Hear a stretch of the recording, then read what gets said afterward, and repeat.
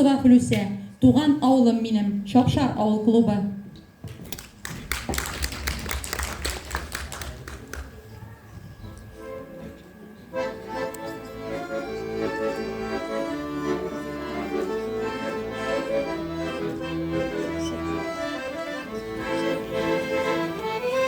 Şınlısı o jəyilib ağa, yazılı taşqınlar jitsə, taşqınlar göbək şavlaşıb, ağlımda yeşiller üsə, tuğan ağlım minim qarşımda,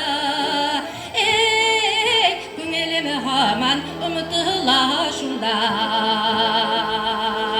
Tuğan ağlım minim qarşımda, günelimi haman umutlaşımda.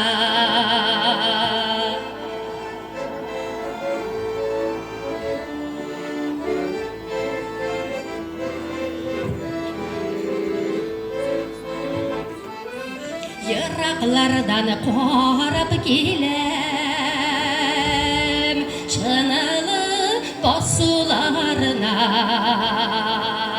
şundağına tınığı taban, günelimi yarsularına.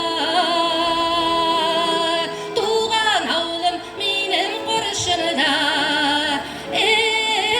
günelimi haman umutlaşımda.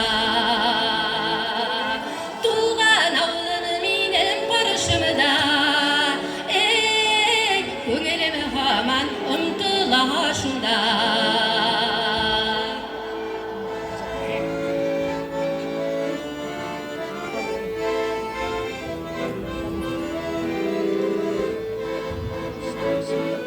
Şuşu qırlar buylap minir, yaşlık yıllarım ötken.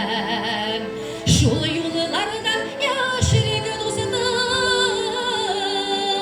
yılmayıp çıksa iken. Tuğan ağlım minim qarşımda,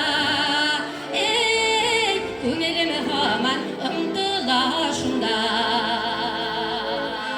Tuğan ağlım minim qarşımda,